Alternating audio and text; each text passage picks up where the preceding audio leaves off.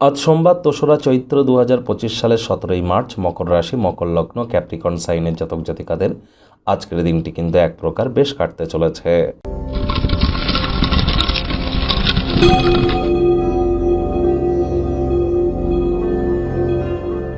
ভিডিওটির শুরুতেই স্ক্রিনে আপনারা দেখতে পাচ্ছেন মহাদেবের রুদ্র গায়ত্রী মন্ত্র।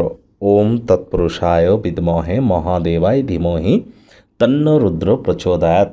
এটি আজ আপনারা ১০৮ বার জপ করুন না, এটি আপনাদেরকে বহুলাংশে উপকৃত করবে।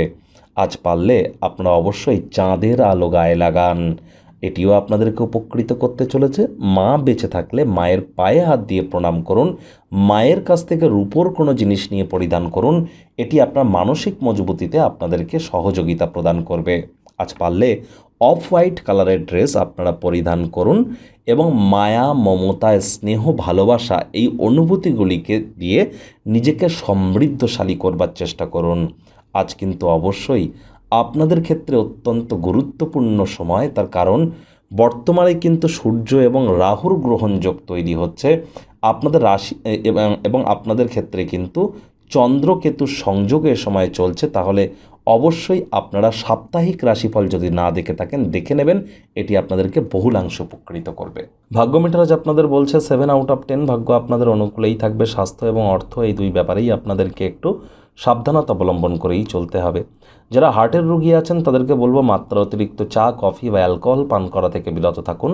কায়িক পরিশ্রমের কারণে শরীরে ক্লান্তি কিন্তু অনুভব করতেই পারেন। হার্টের রোগী যারা আছেন খুব সাবধান থাকুন, হার্টকে প্রোটেক্ট করে চলার চেষ্টা করুন। অর্থগত ব্যাপারে ব্যয়বহুল একটি দিন, খরচ বাড়বে। নতুন উদ্যোগ পরিকল্পনার পাশাপাশি নতুন নির্মাণ কার্যকে পিছিয়ে দিন।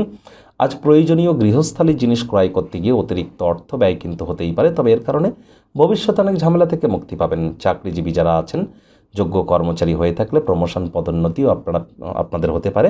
যারা ছবি আঁকা, নাচ, গান, নাটক, কবিতা, আবৃত্তি, অভিনয় বা ক্রিয়েটিভ সেক্টরে আছেন, দীর্ঘ প্রতীক্ষিত নামযশ খ্যাতি কিন্তু আপনাদের মিলতেই পারে। রাজনীতিবিদ যারা আছেন জনসংযোগ বৃদ্ধি করেই দেখুন, সমাজে আপনাদেরও পপুলারিটি ইনক্রিজ করবে। শিক্ষার্থী বিদ্যার্থীরা যে কোনো প্রকার পরীক্ষা প্রতিযোগিতায় সফলতা অর্জন করবেন।